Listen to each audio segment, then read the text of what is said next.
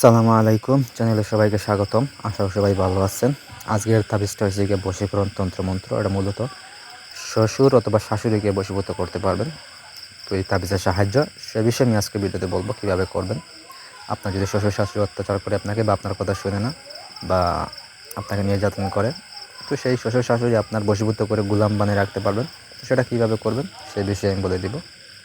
ওইরকম কাজ যদি আমার সাহায্য করে নিতে চান তাহলে যোগাযোগ করবেন সাইডে দেওয়া নাম্বারটা হচ্ছে 01709914387।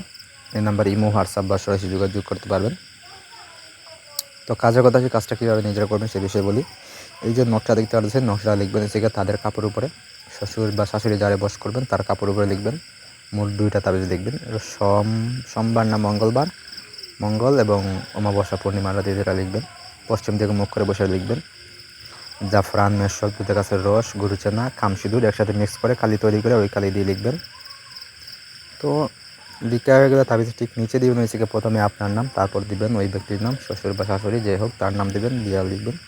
লিখা হইলে একটা তাবিজ আপনি পানিতে ভিজাইবেন 3 দিন একসাথে পানিতে ভিজানোর পর ওই পানিটা তার শরীরে ছিটাই দিবেন বা তার যে কোনো কলা কৌশলে তার খাওয়াই দিবেন। ঠিক আছে। আর একটা তাবিজ হচ্ছে সবসময় আপনার সঙ্গে রাখবেন অথবা আপনার ঘরের যে কোনো একটা জায়গায়, সেফ জায়গায় রেখে দিবেন। তাহলে দেখবেন যে আপনার শ্বশুর বা শাশুড়ি আপনার প্রতি বশীভূত এবং বাধ্য হয়ে গেছে, আপনার কথা মতো চলবে, আপনি যা বলবেন তাই করবে। মানে আপনার কোনো গালি, অত্যাচার কোনো কিছু করবে না।